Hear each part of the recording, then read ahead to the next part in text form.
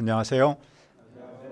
우리 20장 12절 요절을 같이 한번 다시 읽어봅시다. 12절 시작. 여호와께서 모세와 아론에게 이르시되 너희가 나를 믿지 아니하고 이스라엘 자손의 목전에서 내 거룩함을 나타내지 아니한 고로 너희는 이 회중을 내가 그들에게 준 땅으로 인도하여 드리지 못하리라 하시니라. 은혜로우신 아버지 하나님, 이 시간 또 저희들이 예배합니다. 성령 하나님께서 우리와 함께하여 주시옵소서. 민수기 말씀을 통해서 오늘 우리가 무엇을 어떻게 해야 할까지를 깨우쳐 주시고 인도하여 주시옵소서. 또 우리 교회를 비롯하여 전 세계에 있는 교회를 지켜주시고 인도하여 주시고 또 전 세계 영혼들을 성령님께서 보호하시고 궁의를 베풀어 주시옵소서. 성령님께서 끝까지 함께 하실 줄을 믿고 예수님의 이름으로 기도합니다. 아멘. 초심, 처음에 먹은 마음이라는 말이 있죠. 무슨 일을 처음 시작할 때 대부분의 사람은 아주 좀 더 담대하고 강하고 분명한 확신을 갖고 있습니다. 즉 최선을 다하겠다는 다짐을 우리는 초심이라고 말합니다. 하지만 시간이 지나거나 녹록하지 않는 어떤 환경을 만나면 그 초심이 흔들리죠. 믿음의 길에서도 그런 경험을 우리가 자주 합니다. 그런 우리를 향해서 성경은 무엇을 가르칩니까? 1절을 봅시다. 첫째 달에 이스라엘 자손 곧 회중이 신광에 이르러 백성이 가데스에 이르니 미리암이 거기서 죽음에 거기서 장사되니라. 이때는 이스라엘이 애굽에서 나온 지 약 40년째 되는 1월입니다. 가데스는 거룩한 곳이라는 뜻인데 그곳에서 모세 누나 미리암이 죽습니다. 그녀는 모세 그리고 아론과 함께 이스라엘 백성을 인도했던 지도자였죠.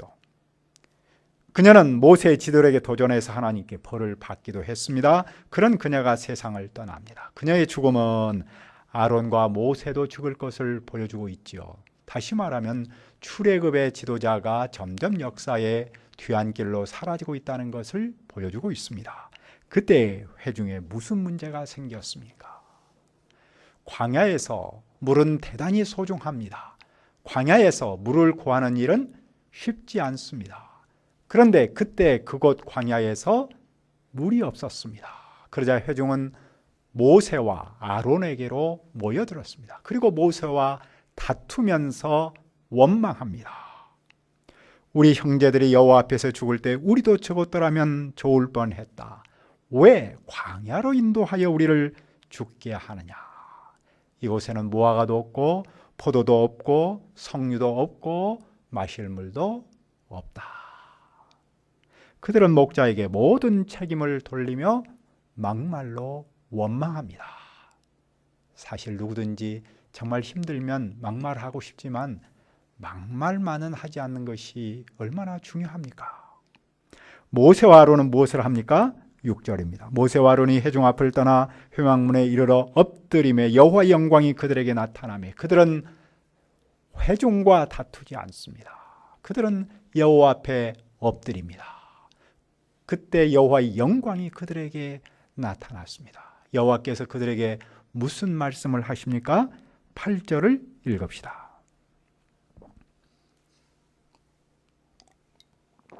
시작. 지팡이를 가지고 내 형 아론과 함께 회중을 모으고 그들의 목전에서 너희는 반석에 명령하여 물을 내라 하라. 네가 그 반석이 물을 내게 하여 회중과 그들의 짐승에게 마시게 할지니라. 그 지팡이는 모세의 지팡이라기보다는 여호와의 언약궤 앞에 세워놨던 아론의 지팡이입니다. 여호와께서는 회중의 원망을 야단하지 않고 물을 주고자 하십니다. 모세와 아론이 반석에 명령하면 물이 나올 것을 말씀하십니다.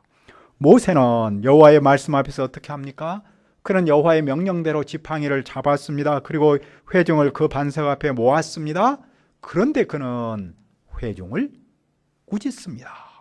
반역한 너희여 들으라. 우리가 너희를 위해서 이 반석에서 물을 낼 것이냐? 여호와는 회중을 꾸짖지 않으셨는데 모세는 그들을 반역자로 부릅니다. 그는 회중의 막말에 상처받았기 때문이겠죠. 그들의 원망을 듣다가 지쳤기 때문일 겁니다. 그는 회중에 몹시 화가 나서 감정적으로 대합니다. 그의 감정이 어디에서 폭발합니까? 11절을 읽읍시다. 11절 시작. 모세가 그의 손을 들어 회중과 그들의 짐승이 마시니라. 여호와는 모세에게 반석에게 명령하여 물을 내라고 말씀하셨습니다. 그러나 그는 지팡이로 반석을 2번이나 쳤습니다. 많은 물이 나왔고 회중과 가축이 마셨습니다. 모두에게 잘된 일처럼 보입니다. 그러나 여호와께서 모세와 아론을 어떻게 꾸짖습니까? 12절을 보십시오. 여호와께서 모세와 아론에게 이르시되 너희가 나를 믿지 아니하고 이스라엘 자손의 목전에서 내 거룩함을 나타내지 아니한 고로 너희는 이 회중을 내가 그들에게 준 땅으로 인도하여 드리지 못하리라. 여호와는 모세와 아론이 여호와를 믿지 않았다고 꾸짖습니다. 아니, 모세와 아론이 여호와를 믿지 않았다는 말이 무슨 말입니까?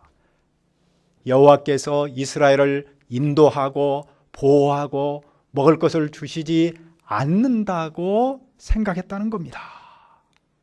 다른 사람도 아니고 모세와 아론이 여호와께서 이스라엘 약속의 땅으로 인도하실 것을 믿지 않았다는 말입니다.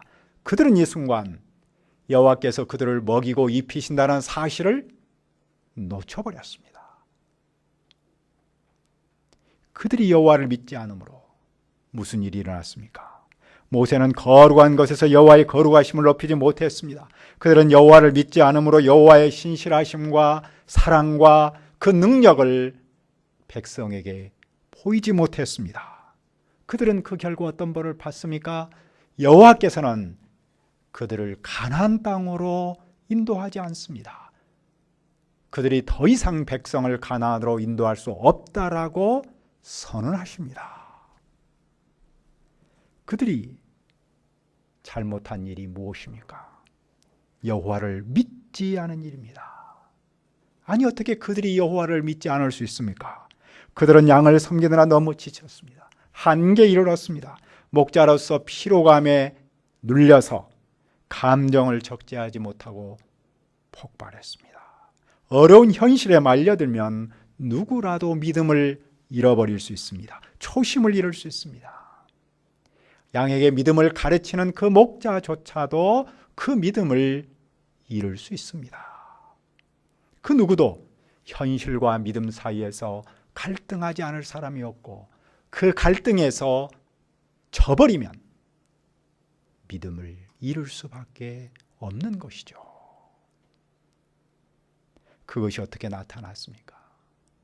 첫째로 그는 하나님의 명령을 자기 나름으로 해석했습니다. 그는 과거에 했던 것처럼 이번에도 지팡이로 반석을 치고 말았습니다.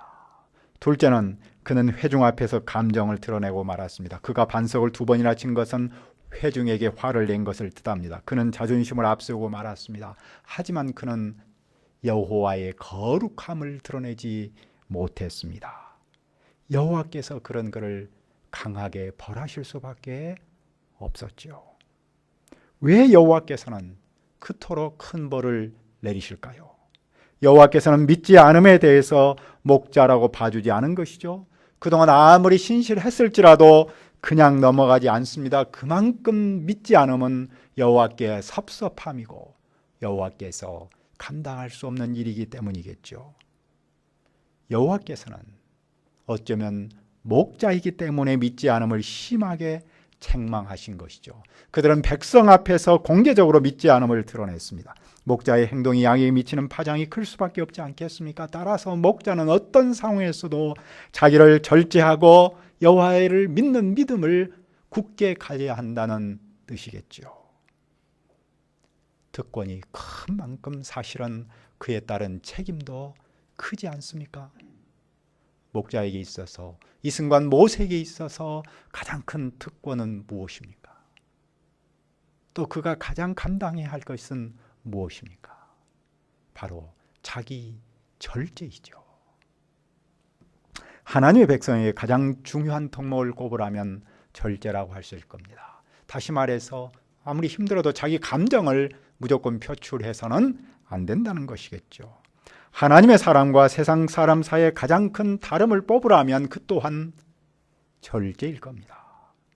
세상 사람은 사실 자기가 하고 싶은 대로 하고 자기 중심적으로 삽니다. 즉 절제를 모르고 또 절제하지 않아도 됩니다. 하지만 하나님의 백성은 하고 싶은 대로 하지 않습니다. 자기를 절제하며 다른 사람을 배려합니다. 목자라고 다를 것이 없겠죠.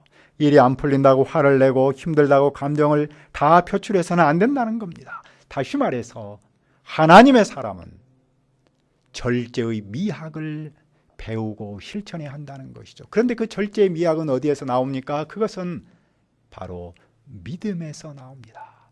믿음이 있을 때만이 절제할 수 있습니다. 그 점에서 모세의 약점이 드러나는데 그 약점은 사실은 우리 모든 사람의 이스라엘 백성의 약점이고 오늘 우리의 약점을 대변하고 있는 것이겠죠. 우리는 이 말씀 앞에서 무엇을 생각할 수 있습니까? 우리는 코로나를 겪으면서 많은 것을 깨닫고 있는데 그 중에 대표적인 것들을 생각해 보았습니다. 세계 모든 사람이 마스크를 쓰고 있습니다. 그것도 마스크 하면 싫어하는 미국과 유럽, 모스코 사람들도 지금 쓴다 그러네요. 그걸 통해서 우리는 사람은 정말로 평등하다는 것을 배우고 특히 또 하나 이 세상에 안전지대는 없다. 낙오는 없다는 것을 배우죠. 중국 우한에서 시작한 바이러스가 남미, 저 브라질, 또 아프리카 정말 전 세계 곳곳을 다 가고 있지 않습니까? 또 백신이나 치료제를 제때 만들지 못하는 것을 보면서 인간의 태생적 한계를 우리는 다시 한번 고백하지 않을 수 없습니다. 우리 사회는 신천지 문제를 보면서 교회가 예배만 하지 않으면 코로나는 문제없다라는 식으로 많이 생각했습니다. 그러나 사실은 또 그러지 않지요. 작은 불꽃이 여기저기서 나오고 있습니다. 정부에서는 이번 주일이 고비이니 모임을 절제하시오라는 문자를 사실은 4월부터 매주마다 보냈습니다. 그럴 때마다 저는 이번 주만 지나면 괜찮겠지 하다가 따져보니까 어느덧 오늘에 이르렀습니다. 한국 교회는 선제적 방역에 힘쓰면서 5월 30일을 예배 회복의 날로 제시하면서 기도해 왔습니다. 왜냐하면 5월 31일이 성령님께서 오신 날, 즉 부활절로부터 50일이 되는 날이어서 그렇게 기대를 했다고 하는군요. 그런데 바로 오늘이 그날이죠. 그런데 우리는 이 더위에 마스크를 다 써야 합니다. 이런 현실의 피로감이 커집니다. 그럴지라도 우리는 아무리 힘든 상황에서도 초심을 잃지 않아야 한다는 사실을 배웁니다. 역설적으로 처음 가진 그 믿음을 어려운 환경에서도 잃어버리지 않는다는 것이 얼마나 쉽지 않은가를 배울 수 있죠. 자기를 절제한다는 것이 만만하지 않다는 것을 배웁니다. 예수님께서 에베소 교회에게 하셨던 말씀을 기억합니다. 꾸짖었죠. 너희가 처음 사랑을 버렸느니라. 사실 그들은 말씀을 정말로 사랑했고 동역자를 정말로 사랑했습니다. 그들은 세상을 섬기는 교회로 부족함이 없었습니다. 그런데 그 당시 이단이 나타났습니다. 에베소 교회는 열심히 이단과 싸웠습니다. 그래서 이단을 쫓아냈습니다. 그런데 그러다 보니 말씀 사랑을 놓쳐버렸고 성도끼리 서로 사랑하는 그 사랑을 놓쳐버렸습니다. 그들은 세상을 향해서 분노하고 자기 절제를 잃어버렸던 것이죠. 그런 그들에게 예수님께서 처음 행위, 처음 사랑을 회복하기를 원하십니다. 우리는 초심으로 돌아가라. Go back to the basics. 이런 말을 참 잘합니다. 그만큼 중요하기 때문이겠죠. 그만큼 믿음이 중요하기 때문입니다.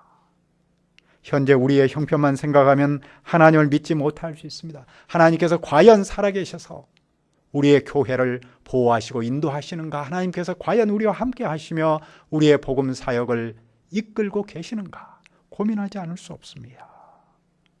환경이 생각만큼 좋아지지 않기 때문이죠. 그러나 사실은 우리가 돌이켜볼 때 환경은 언제나 그렇고 그랬지 않았습니까? 그것을 우리가 정말 긍정적으로 받으면 좋은 것이고, 그러나 그것을 또 한없이 원망하고 불평하면 그것은 나쁜 것일 수 있지요. 하나님은 어떤 환경 속에서도, 역사 속에서 살아계시고 함께 하십니다. 우리의 교회를 지키고 보호하고 인도하십니다. 따라서 우리는 그분을 믿었던 것처럼 그 초심을 잃지 않아야 합니다. 우리는 어떤 상황에서도 여호와께서 우리를 보호하고 인도하신다는 그 믿음을 가지고, 복음 사역을 함께 하신다는 그 믿음을 가지고 끝까지 믿으면 하나님의 영광을 드러내고 그 거룩함을 드러내고 새로운 시대를 맞이할 줄을 믿습니다. 그러므로 우리는 성령님께서 우리의 믿음을 끝까지 지켜주시도록 기도하기를 바랍니다. 여호와께서는 그 사건을 통해서 무엇을 드러내십니까? 13절을 읽읍시다. 시작. 이스라엘 자손이 여호와와 다투었으므로 이를 무리바 무리라 하니라. 여호와께서 그들 중에서 그 거룩함을 나타내셨느니라. 그것을 무리바라고 하는데 그 뜻은 여호와와 다투었다는 말이죠. 백성은 모세와 다투었지만 실은 여호와와 다툰 겁니다. 시편에서는 모세가 받은 벌을 백성 때문이라고 증언하고 있습니다. 양의 잘못을 목자가 짊어졌다는 것이죠. 여호와께서는 그 사건을 통해서 그들 중에 거룩함을 나타내셨습니다. 여호와께서는 거룩한 섬 셈 가데스에서 당신의 거룩하심을 드러내신 것이죠. 여호와는 회중에게 물을 주셨습니다. 그들을 구원하시고 약속의 땅으로 인도하신다는 것을 보여주셨습니다. 이로써 여호와는 회중은 물론이고 온 세상에 당신의 거룩하심을 나타내신 것입니다. 하지만 이스라엘은 무슨 문제를 만납니까? 14절을 봅시다. 모세가 가데스에서 에돔 왕에게 사신을 보내며 이르되 당신의 형제 이스라엘의 말에 우리가 당한 모든 고난을 당신도 아시거니와. 이스라엘과 에돔은 혈통적으로 형제입니다. 그들의 조상이 야곱과 에서이기 때문이죠. 이스라엘이 가나안으로 가려면 에돔 땅을 통과해야 합니다. 이스라엘은 어려움을 겪고 있어서 그 형제를 들고 나와서 도움을 청합니다. 우리는 어떤 피해도 주지 않고 심지어 물 한 모금도 마시지 않고 그냥 길만 다 갈 테니까 허락만 해주라. 그러나 에돔 왕은 허락해 주지 않습니다. 이스라엘은 통행세를 내게 했다고 다시 정중하게 부탁하지만 강하게 전쟁을 불사하겠다며 거부합니다. 이스라엘은 어쩔 수 없이 다른 길을 택해서 돌아갑니다. 이 사건을 통해서 가르치는 바는 무엇입니까?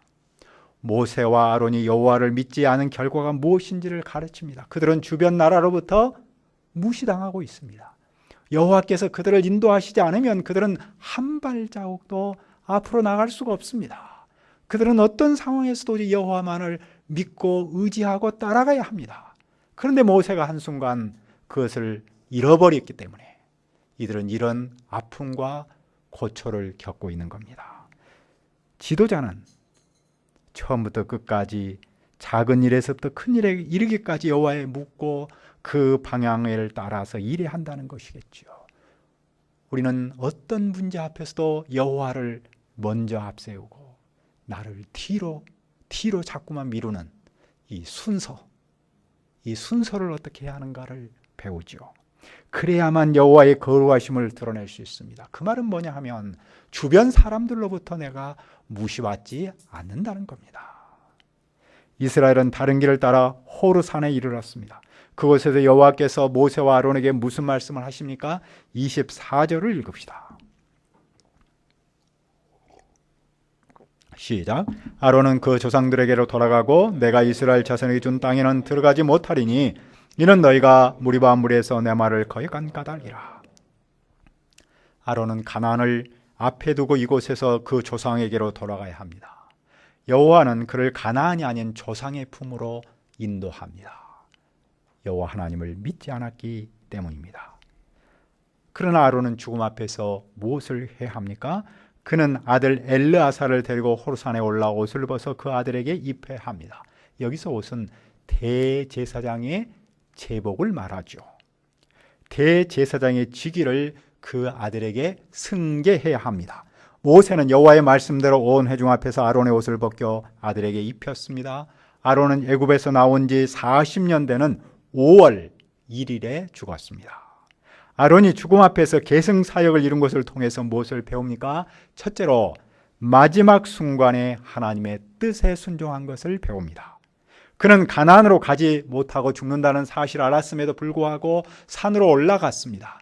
그리고 산으로 올라가서 자기에게 마지막으로 맡기신 그 사명, 제사장의 직분을 아들에게 승계했습니다. 그는 믿음 없는 일을 행하였지만 마지막에는 여호와를 믿고 순종했습니다. 그는 지도자 다윗과 하나님의 종으로서의 품위를 지키며 세상을 떠난 것이죠.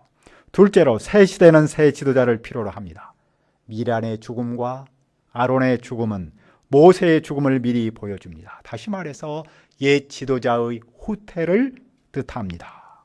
제사장의 계승 사역은 지도자의 계승 사역과 이어지겠죠. 새 역사는 언제나 새 지도자를 필요로 한다는 것을 보여주고 있습니다. 아론의 죽음 앞에서 회중은 어떻게 반응했습니까? 그들은 30일 동안 애곡했습니다. 보통 그들은 일주일 동안 애곡하는데 30일이나 애곡했다는 것은 아론의 지위를 보여주는 것이죠. 아론의 죽음은 이스라엘에 큰 슬픔을 안겨주었습니다. 그는 대제사장으로서 사역을 했기 때문이죠.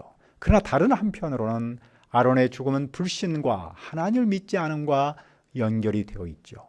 이스라엘 백성은 목자를 잃은 슬픔과 함께 불신 때문에 저분이 하나님의 뜻에 순종하지 못함으로 가셨다는 사실을 함께 마음 아파하고 있는 것이죠. 그들은 이제 불신의 아픔에서 벗어나서 믿음의 세계를 향해서 나아가기를 바라고 있습니다. 그들은 과거를 극복하고 미래를 위한 새 길을 걸어하죠. 새 길을 위해서, 새 믿음을 위해서 그들은 운 것입니다. 우리는 온전한 예배 회복과 복음 사역의 회복을 위해서 기도하고 있습니다. 하지만 현실은 기대만큼 좋아지지 않고 어떤 점에서는 피로감이 쌓이고 영적으로는 느슨해진 느낌입니다. 이런 현실에 몸이 점점 적응해 가고 있지 않는가 걱정하기도 합니다. 그러나 우리는 여호와를 믿는 믿음이 중요합니다. 환경이 어땠든 간에 우리가 처음 여호와를 믿고 시작했던 그 초심, 그 믿음을 잃지 않는 것이 중요합니다. 현실은 언제나 만만하지 않습니다. 중요한 것은 살아계신 여호와, 우리를 인도하고 우리와 함께 하시는 그분을 끝까지 의지하는 겁니다. 지금도 우리를 인도하시며 복음 사역을 위해서 일하신 그분을 믿고 우리의 믿음이 흔들리지 않고 견고하여 나갈 수 있도록 기도합니다. 은혜로우신 아버지 하나님, 어떤 현실의 어려움 앞에서도 방황하지 않고 또 낙담하지 않고 또 우리가 감정적이 되지 않고 오직 신실하신 하나님, 거룩하신 하나님, 우리와 함께 하시며 우리를 인도하시고 도와주시는 그분을 믿고 끝까지 믿음을 지키며 나아가도록 도와주시옵소서. 예수님의 이름으로 기도합니다. 아멘.